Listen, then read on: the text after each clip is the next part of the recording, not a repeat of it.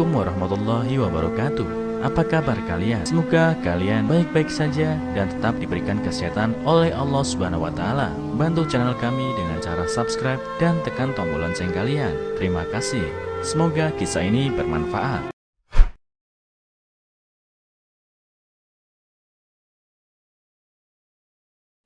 Nenek ini tak kuasa tahan tangis usai dicaci 3 anaknya gara-gara makan. Kini semua menyesal. Selama puluhan tahun, tak ada yang tahu siapa namanya. Orang-orang hanya memanggilnya janda. Katanya anak laki-laki bisa menjaga dan merawat kita di kala tua. Jika punya 1 anak laki-laki, dia tak akan begitu sengsara. Sayangnya, ketiga anaknya perempuan. Demi anak-anaknya, ia bekerja keras sepanjang waktu, membesarkan mereka dengan susah payah, hingga ketiganya berkeluarga. Seiring perjalanan waktu, ia pun menua, rambutnya memutih, kulitnya keriput, dan kendor seperti kertas kusut.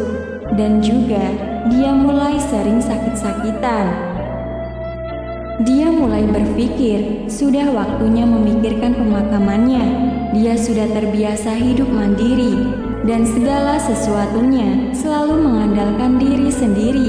Ia tak mau ke rumah anak-anaknya, yang hanya akan menjadi seperti bola yang ditendang ke sana kemari. Dia telah memutuskan akan bertahan di rumahnya, yang juga sudah tua itu. Hidup menua dalam sepi hingga ajal menjemputnya. Dia mempunyai 1 benda berharga, yaitu sebuah jepitan rambut yang terbuat dari emas. Sebelum dia pergi meninggalkan dunia ini, dia tidak akan meminta apa-apa kepada anak-anaknya. Keinginannya hanya 1, mewariskan barang berharga tersebut kepada salah satu dari ketiga perempuannya. Dia ingin memberikan benda itu kepada putrinya yang paling berbakti. Dengan begitu, ia baru bisa pergi dengan tenang. Tapi, siapa yang paling berbakti di antara ketiga putrinya?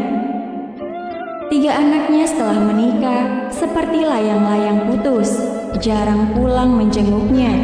Tapi untungnya, tempat tinggalnya ketiga putrinya itu tidak jauh dari rumahnya.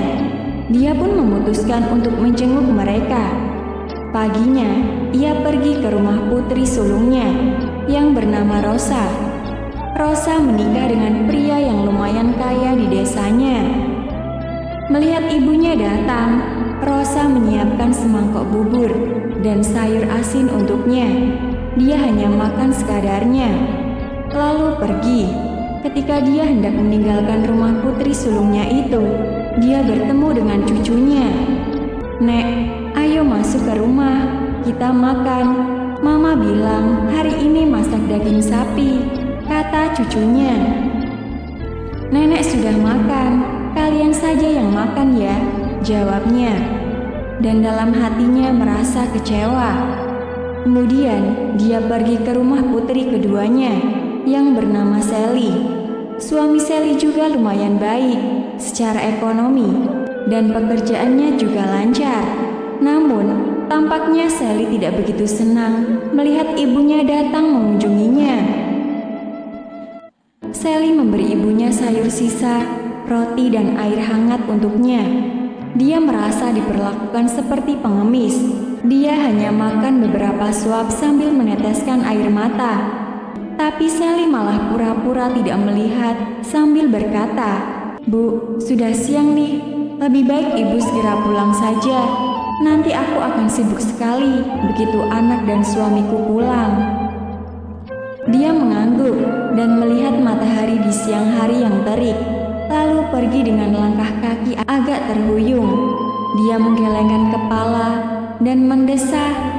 Paling susah ketika mengurus kedua anak perempuan ini, tapi sekarang tidak ada satupun yang bersedia memberi yang layak untuknya.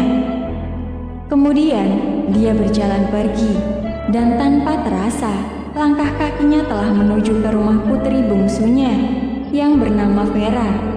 Keadaan Vera paling susah dibanding kedua kakaknya. Tak terduga, di rumah putri bungsunya, ia dapat hanya semangkok air putih. Dia berpikir, semua darah dagingku memperlakukan aku seperti ini. Lebih baik jepitan emas ini aku bawa ke dalam peti mati saja.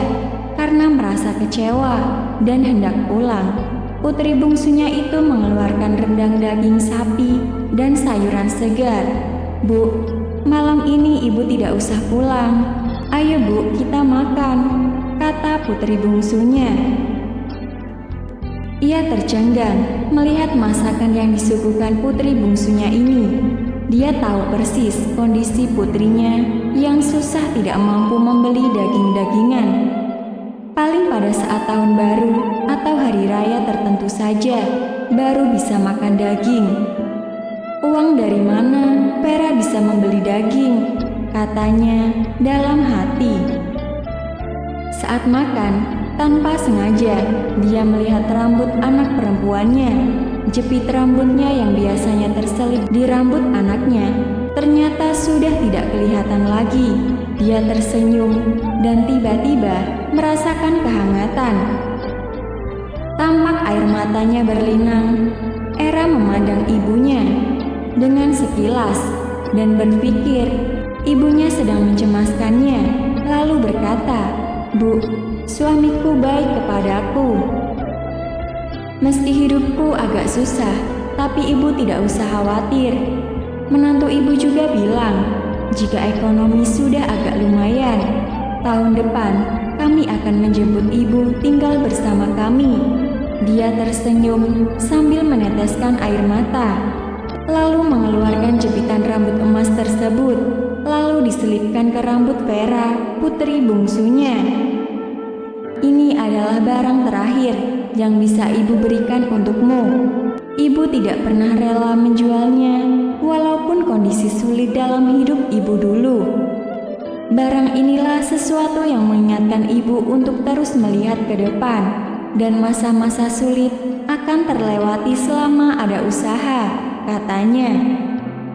Vera mengangguk. Ia teringat masa-masa sulit ketika bersama dengan kedua kakak dan ibunya dulu, dan tanpa terasa air matanya pun mengalir mengenang semua itu. Dan beberapa pekan kemudian, si janda itu pun meninggal dengan tenang, meninggalkan kehidupannya yang getir. Belakangan, sepeninggal ibunya, Rosa dan Sally bertengkar hebat tentang siapa yang berhak mewarisi rumah ibunya. Sedangkan Vera tidak ikut campur. Ia mengisi hari-harinya dengan bahagia dan damai, hingga Vera memiliki anak, membesarkan dan menikahkan anaknya. Bertahun-tahun kemudian, rambut Vera pelan-pelan berubah menjadi putih. Namun, jepit rambut emas pemberian ibunya itu tetap terselip di rambutnya, sampai diwariskan lagi ke anaknya secara turun-temurun. Karena Vera tahu dengan adanya jepit rambut ini, kehidupan tidak akan sulit lagi. Sebagai anak, meskipun telah berkeluarga, tetap wajib berbakti kepada orang tuanya. Namun sangat disayangkan, banyak orang yang sudah berkeluarga malah meninggalkan kewajiban ini. Orang tualah yang membesarkan kita dari bayi hingga dewasa, dari yang belum bisa jalan sampai lulus sekolah. Segala yang kamu nikmati sekarang adalah berkat dari jerih payah orang tuamu.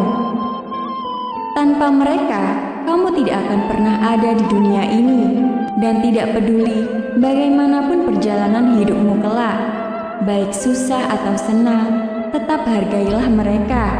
Sayangi mereka dengan sepenuh hati hingga akhir hayat nanti.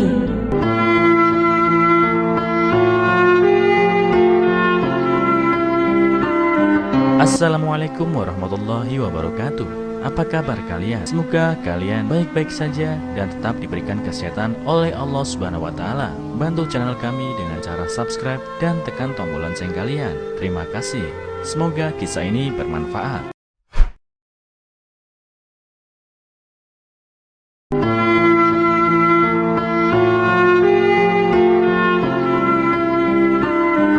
Assalamualaikum warahmatullahi wabarakatuh. Apa kabar kalian? Semoga kalian baik-baik saja dan tetap diberikan kesehatan oleh Allah Subhanahu wa taala. Bantu channel kami dengan cara subscribe dan tekan tombol lonceng kalian. Terima kasih. Semoga kisah ini bermanfaat.